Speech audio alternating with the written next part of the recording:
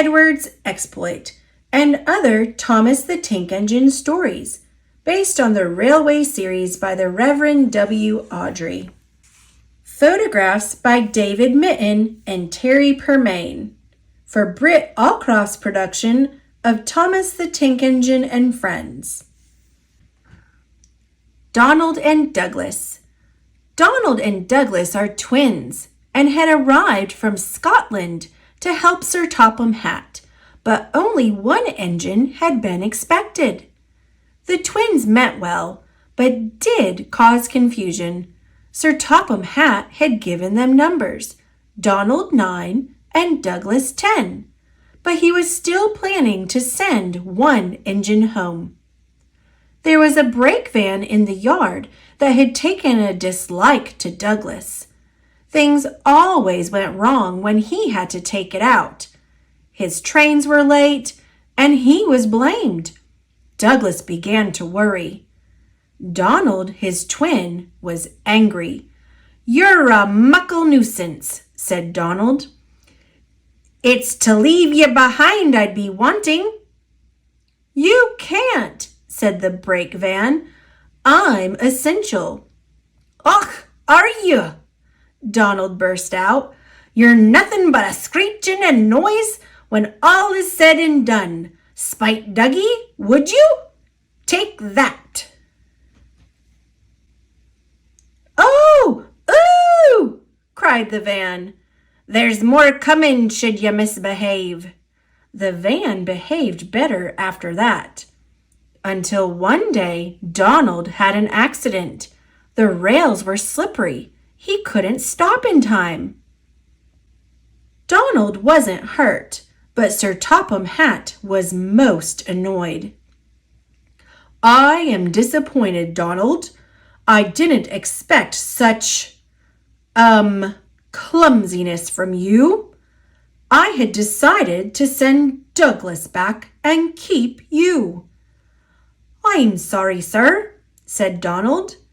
"I should think so too. You have upset my arrangements. Now James will have to help with the goods work while you have your tender mended. James won't like that." Sir Topham Hatt was right. James grumbled dreadfully about his extra work.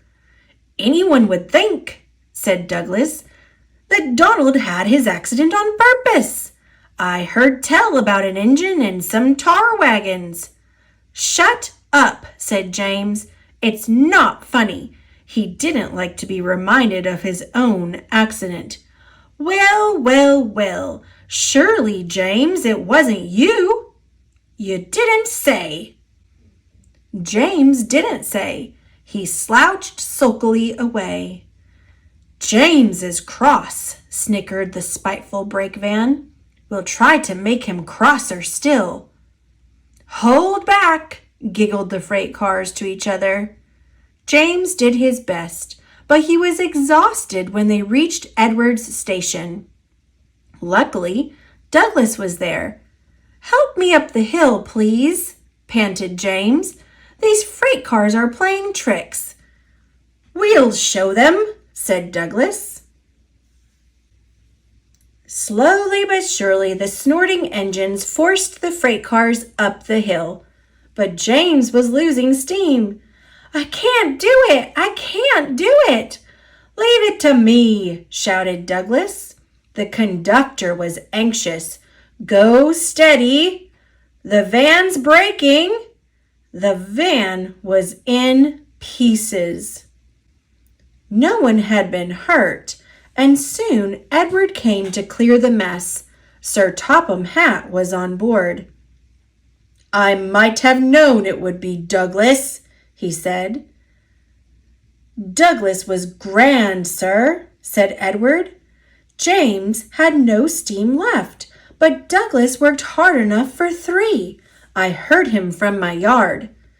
2 would have been enough, said Sir Topham Hatt.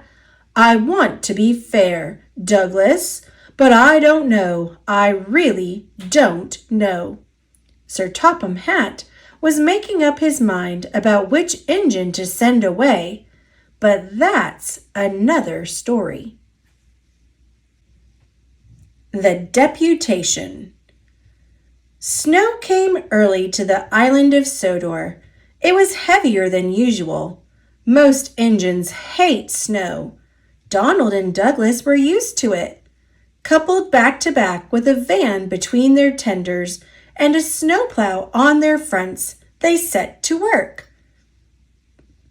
They puffed backwards and forwards, patrolling the line.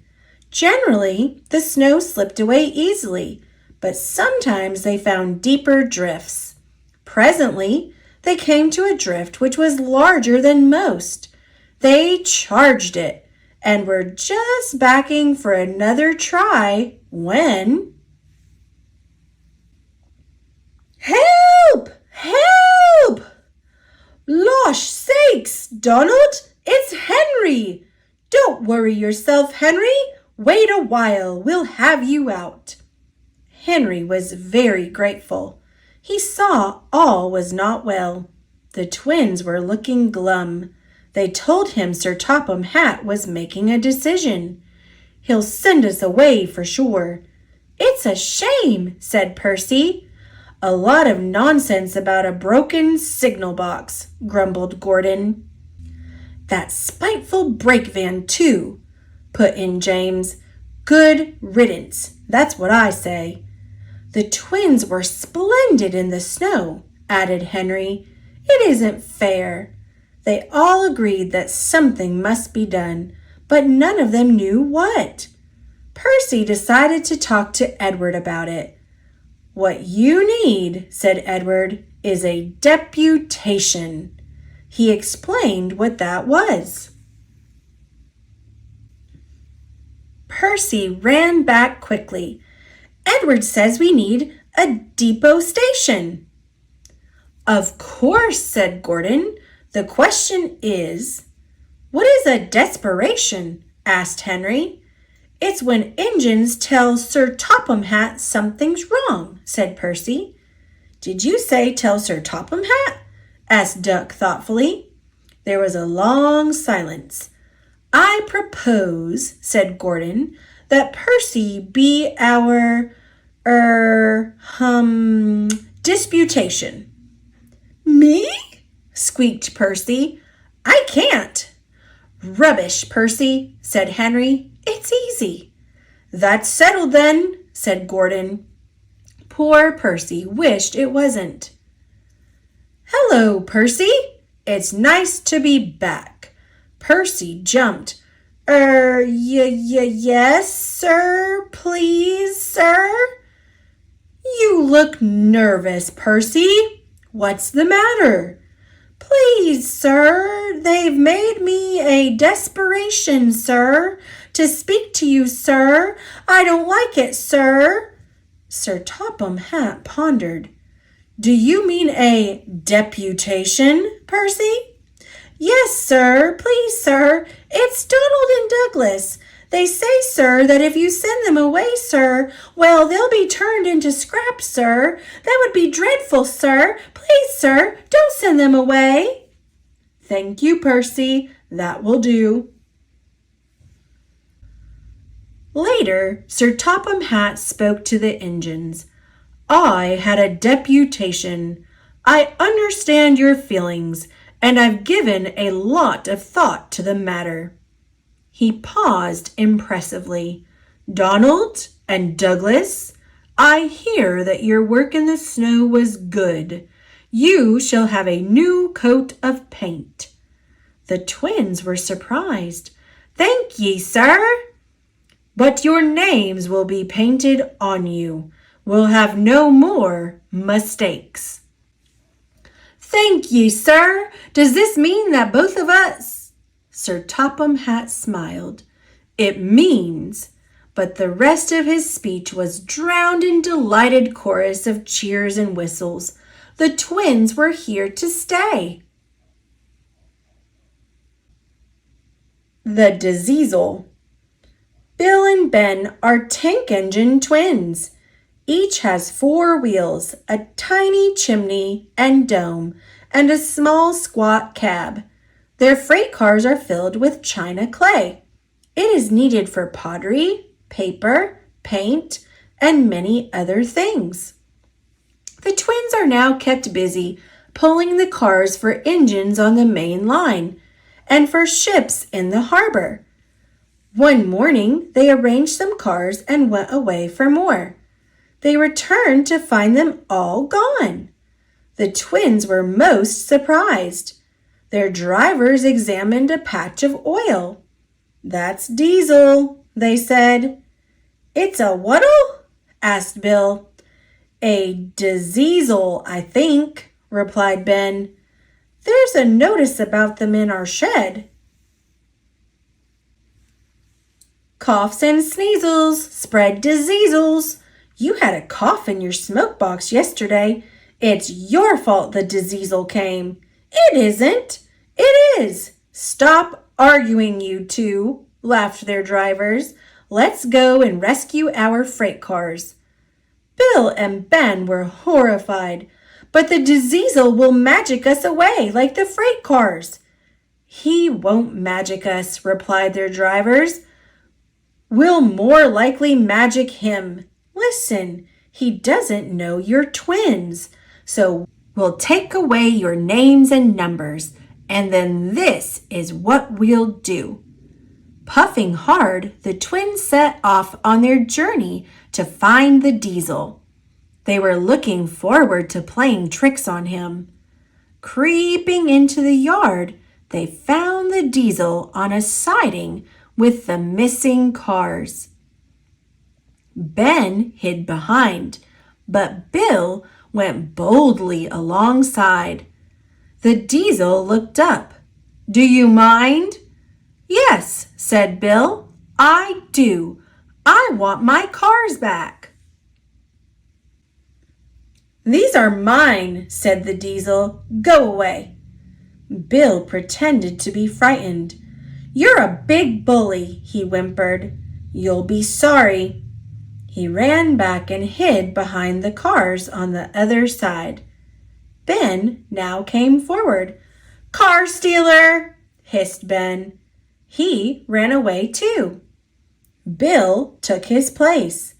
This went on till the diesel's eyes nearly popped out. "Stop! You're making me giddy!" The two engines gazed at him. "Are there two of you?" "Yes, we're twins." "I might have known it." Just then, Edward bustled up. "Bill and Ben, why are you playing here?" "We're not playing," protested Bill. "We're rescuing our cars," squeaked Ben. "Even you don't take our cars without asking, but this diesel did." "There's no cause to be rude," said Edward severely. "This engine is a Metropolitan Vickers diesel electric type 2. The twins were most impressed. "We're sorry, Mr. "Never mind," the diesel smiled. "Call me Boko. I'm sorry I didn't understand about the cars." "That's all right then," said Edward. "Now off you go, Bill and Ben. Fetch Boko's cars, then you take this lot." "There's no real harm in them," he said to Boko, "but they're maddening at times." Boko chuckled. "Maddening," he said, "is the word." Edward's exploit. Bertie the bus was giving some visitors a tour of the Island of Sodor. It was their last afternoon, and Edward was preparing to take them to meet Bill and Ben. He found it hard to start the heavy train. "Did you see him straining?" asked Henry. "Positively painful," remarked James. "Just pathetic," grunted Gordon. "He should give up and be preserved before it's too late." "Shut up," burst out Duck. "You're all jealous. Edward's better than any of you." "You're right, Duck," said Boko. Edward's old, but he'll surprise us all." "I've done it! We're off! I've done it! We're off!" said Edward as he finally puffed out of the station. Bill and Ben were delighted to see the visitors. They loved being photographed. Later, they took the party to the China Clay Works in a brake van special. Everyone had a splendid time, and the visitors were most impressed. Then Edward took the visitors home. On the way, the weather changed. Wind and rain buffeted Edward. His sanding gear failed, and his fireman rode in front, dropping sand on the rails by hand. Suddenly, Edward's wheels slipped fiercely, and with a shrieking crack, something broke. The crew inspected the damage. Repairs took some time. "One of your crank pins broke, Edward," said his driver. "We've taken your side rods off. Now you're like an old-fashioned engine. Can you get these people home? They must start back tonight." "I'll try, sir," promised Edward. Edward puffed and pulled his hardest, but his wheels kept slipping, and he could not start the heavy train. The passengers were anxious. The driver, fireman, and conductor went along the train, making adjustments between the coaches. "We've loosened the couplings, Edward. Now you can pick your coaches up one by one, just as you do with freight cars." "That'll be much easier," said Edward. "Come on." He puffed and moved cautiously forward. The first coach moving helped to start the second, and the second helped the third. "I've done it! I've done it!" puffed Edward. "Steady, boy," warned his driver. "Well done, boy. You've got them! You've got them!" And he listened happily to Edward's steady beat as he forged slowly but surely ahead. At last, battered, weary, but unbeaten, Edward steamed in. Henry was waiting for the visitors with the special train. "Beep, beep!" Sir Topham Hatt angrily pointed to the clock, but excited passengers cheered and thanked Edward, his driver, and firemen. Duck and Boko saw to it that Edward was left in peace. Gordon and James remained respectfully silent.